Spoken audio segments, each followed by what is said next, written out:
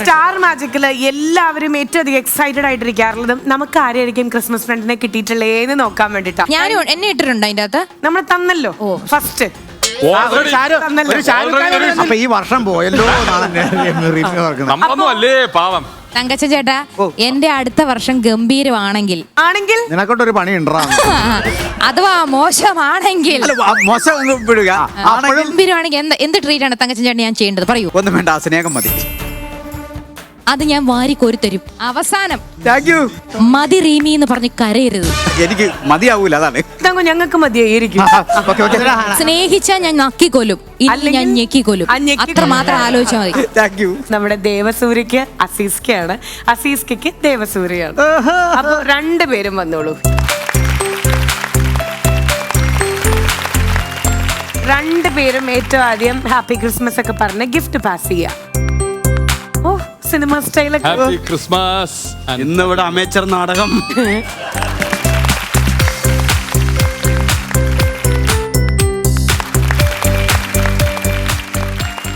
ദേവയ്ക്ക് gift select ചെയ്യുമ്പോ like എന്തായിരുന്നു മനസ്സിലായി? ഇപ്പൊ നമ്മളെ കണ്ണൂർ സ്കൂളിന്റെ പ്രൊമോഷൻ അവിടെ വന്നപ്പോഴാണ് ഞാൻ ഫസ്റ്റ് ദേവയെ പരിചയപ്പെടുന്നത്. അന്ന് ദേവയുടെ ഒരു പാട്ട് ഞാൻ കേട്ടു.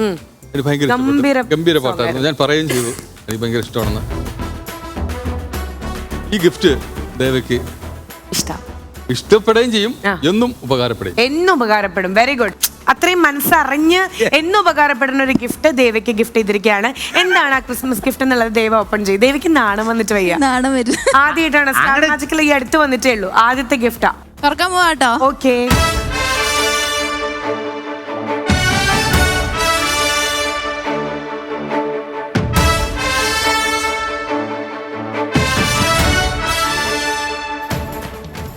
Music book. മ്യൂസിക് ഉണ്ടോ? ഞാൻ എഴുതി ചേർക്കണമായിരിക്കും. ഇങ്ങനൊരു മ്യൂസിക് ബുക്ക് ഗിഫ്റ്റ് ചെയ്യാനുള്ള കാരണം എന്താ? ഞാൻ പറഞ്ഞില്ലേ, അന്ന് വന്നപ്പോൾ നീ ദേവയുടെ പാട്ട് ഒരുപാട് ഇഷ്ടപ്പെട്ടു, അതുകൊണ്ടാണ് ഞാൻ ഇങ്ങനത്തെ ഗിഫ്റ്റ്. ശരി, എനിക്ക് മനസ്സിലായി. ഇത്ര റൊമാൻറ്റിക് ആയിട്ടൊക്കെ സംസാരിക്കുന്നത് ഞാൻ ആദ്യമായിട്ടാണ് കേൾക്കുന്നത് കേട്ടോ. അല്ല ഇതിൽ എന്തോ ഒരു ആ വാക്കുകളിൽ എന്തോ ഒരു തേൻ പുരളുന്നു. ഉറുമ്പരിക്കുന്നുണ്ട്. എവിടെ പോകുമ്പോഴും ഈ ഒരു മ്യൂസിക് ബുക്ക് ഉണ്ടെങ്കിൽ ഈ കുട്ടിക്ക് അസിസ്കയുടെ നെഞ്ചത്ത് എഴുതുന്ന പോലെ ഈ പുസ്തകത്തിലെ പാട്ടുകളുടെ വരികൾ എഴുതാം. രാത്രി 9 കഴിഞ്ഞ ഒരു ഹായ് അയച്ചു നോക്കി അവന്റെ റൊമാൻറ്റിക് അപ്പൊ കാണാം. അത് പറയണം കേട്ടോ, വീട്ടിലുള്ളപ്പോ തന്നെ പറയണം. ഒരു ഹായ് അയക്കാനാണ്. എന്തായാലും എന്റെ ഈ ക്രിസ്മസിന് കിട്ടിയ ഈ മ്യൂസിക് ബുക്കിലെ ഓരോ വരികളും ഞാൻ അസീസ്കയുടെ നെഞ്ചത്ത് എഴുതുന്ന പോലെ ഓർത്ത് ഞാൻ ഒരു 2 വരി റിമിശേഷിക്ക് വേണ്ടി പാടിക്കൊടുക്കും. അസീസ്കയെ മനസ്സിൽ ധ്യാനിച്ച് ഉണ്ണേശുവിനെ കുറിച്ച് പഠിക്കാം. കാലിത്തൊഴുത്തിൽ പിറന്നവനേ, കരുണ നിറഞ്ഞവനേ,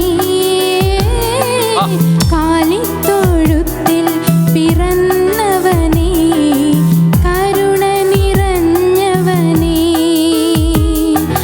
കരളിലെ ചോരയായി പാരിന്റെ പാപങ്ങൾ കഴുകിക്കളഞ്ഞവനേ,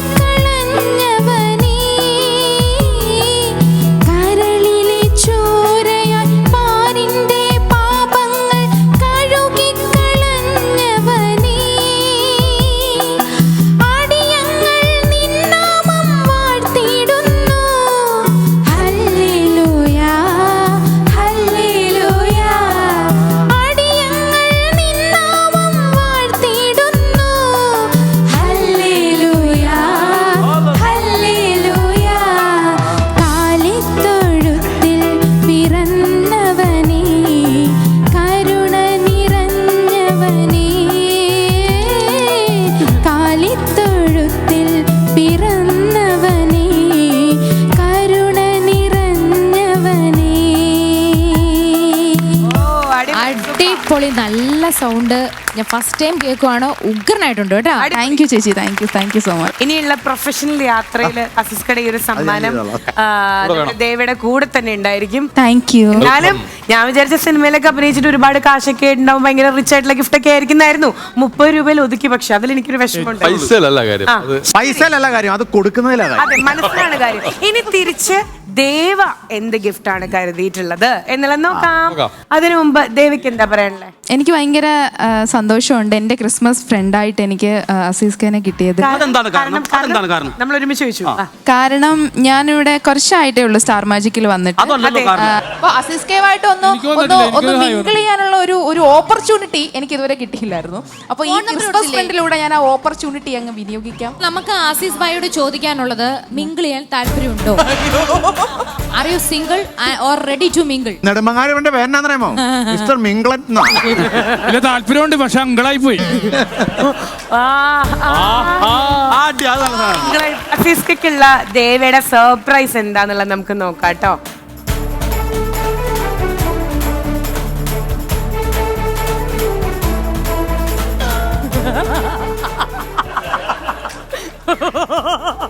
ഞാൻ എന്നെ വിട്ട് പോകില്ല. അവളിക്കണ്ടിട്ട് കണ്ടു ഗൈസ്. അസീസ്ക്ക് ഒരിക്കലും മനസ്സിന്റെ ഉള്ളിൽ എപ്പോഴും ഉള്ള ഒരു ഗിഫ്റ്റാണത്. അത് ശരിയാ, ശരിക്കും മനസ്സിന്റെ ഉള്ളിൽ തന്നെ ഇപ്പം അല്ല. ശരിക്കും ദേവ ഇത്രയും ചെറിയ പ്രായത്തിൽ ഇത്രയും മെച്യൂർഡ് ആയിട്ടൊരു ഗിഫ്റ്റ് സെലക്ട് ചെയ്യുന്ന ഞാൻ വിചാരിച്ചില്ല. അവസരത്തിനൊത്ത ഗിഫ്റ്റ്. അതെന്താണെന്നറിയോ, എനിക്കത് ഭയങ്കര ഇഷ്ടമാണ്. അസീസ് ഖാൻ യൂട്യൂബൊക്കെ ഒരുപാട് കാണാറുണ്ട് അല്ലേ? കാണിക്കേ.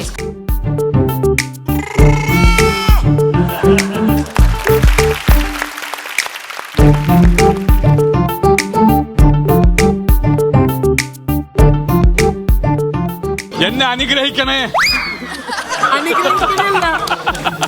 വായിക്കൂ.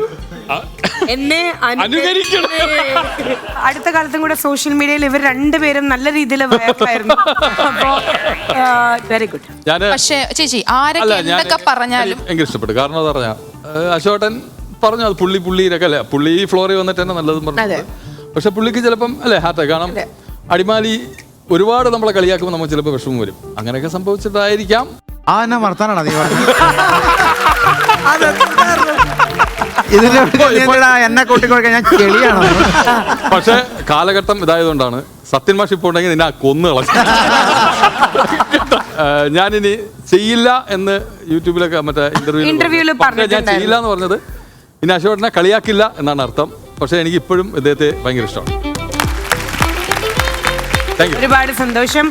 പല ഇന്റർവ്യൂസിലും കൊടുത്തിട്ടുള്ള സ്റ്റേറ്റ്മെന്റ് ഈ ഒരു വേദിയിൽ വെച്ച് അത് ക്ലാരിഫൈ ചെയ്യാൻ പറ്റിയാല് അസീസ് ഖാൻ അത് നല്ലൊരു കാര്യമാണ് കേട്ടോ. അതിന് ഒരുപാട് നന്ദി. അല്ല അതെ, അത്ര ഇഷ്ടമാണെന്നുണ്ടെങ്കിൽ അതൊന്ന് കാണിച്ചിട്ട് പോകും. അതല്ല, അത് വേണ്ട, അത് വേണ്ട.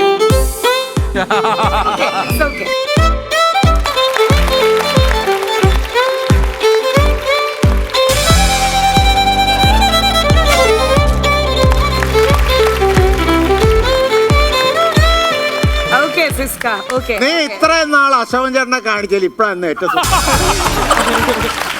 അല്ലേ?